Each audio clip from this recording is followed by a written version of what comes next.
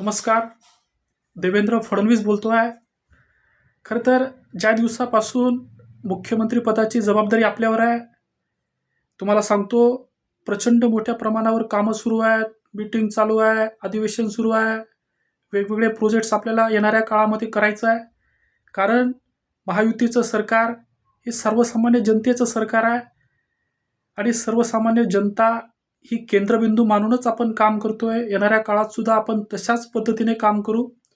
आणि आज सकाळी मला असं समजलं की आमचे मित्र दर्शनजी सोनवणे यांचा वाढदिवस आहे आणि म्हटलं त्यांना वाढदिवसाच्या शुभेच्छा दिल्या पाहिजेत, नाहीतर परत त्यांना राग येईल, ते पक्ष सोडून जातील.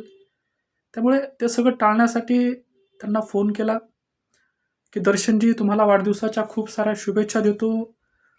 आई तुळजाभवानी तुम्हाला उदंड आयुष्य देव आणि अशीच प्रार्थना करतो की तुम्ही जे कामं करताय ते अधिक मोठ्या प्रमाणावर तुमच्या हातून हो.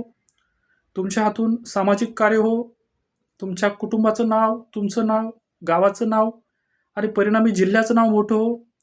एवढीच ईश्वरचरणी प्रार्थना करतो. परमेश्वर तुम्हाला दीर्घायुष्य देव, हीच सदिच्छा व्यक्त करतो. आणि तुम्ही करत असलेलं भारतीय जनता पार्टीचं कामसुद्धा तुम्ही असंच करावं, एवढी एक माफक अपेक्षा व्यक्त करतो. शेवटी कसं आहे की तुम्ही जे कामं करताय ते मोठ्या प्रमाणावर करालच, यात मला अजिबातच शंका नाही आहे.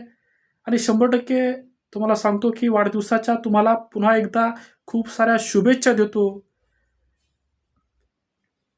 आणि या ठिकाणी थांबतो. धन्यवाद. जय हिंद, जय महाराष्ट्र.